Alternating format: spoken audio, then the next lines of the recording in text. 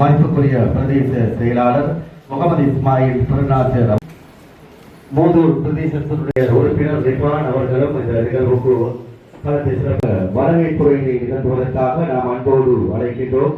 பிரதேச செயலக உத்தியோகத்தர்கள் உங்கள் அனைவருக்கும் அஸ்ஸலாமு அலைக்கும், வணக்கம். ஆய்வுதான் உங்களுக்கு தெரியும், கடந்த குடும்பத்தினை நீங்கள் ஆக்கிக் கொள்ள வேண்டும். அதிலே முதலாவது கட்டமாக 4 லட்சம் பெறுமதியான காசோலைகள் உங்களுக்கு வழங்கப்படுகின்றது. தற்பொழுது இடப்பட்டுக் கொண்டிருக்கின்றன.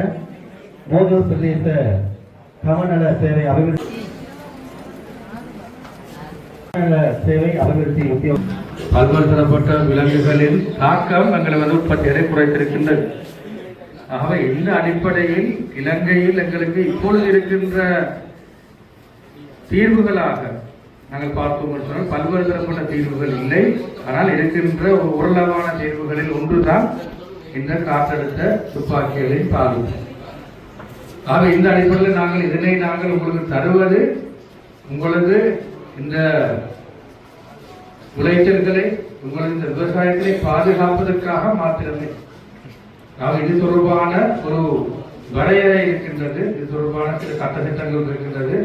அந்த விடயம் தொடர்பாகவும் நாங்கள் பிரதேச செயலாளர்களை நாங்கள் அந்த ஒரு SOP சொல்றோம், ஸ்டாண்டர்ட் ஆபரேட்டிங் ப்ரொசீஜர், இதை நாங்கள் எவ்வாறு கையாள்வது என்பது தொடர்பான அந்த விதிமுறைகள் இருக்கின்றது. அந்த விதிமுறைகள் உங்களுக்கு வந்து அறிவிக்கப்படும்.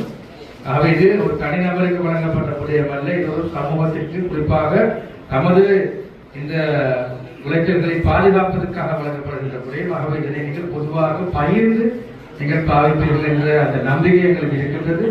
அது மாத்திரமல்ல, எந்த வகையிலிருந்து துஷ்பிரயோகப்படுத்தப்படாது என்கின்ற அந்த நம்பிக்கை உங்களுக்கு இருக்கின்றது. இதில் எந்த வகையிலும் ஒரு விலங்கினை கொள்வதற்காக நாங்கள் வழங்கவில்லை.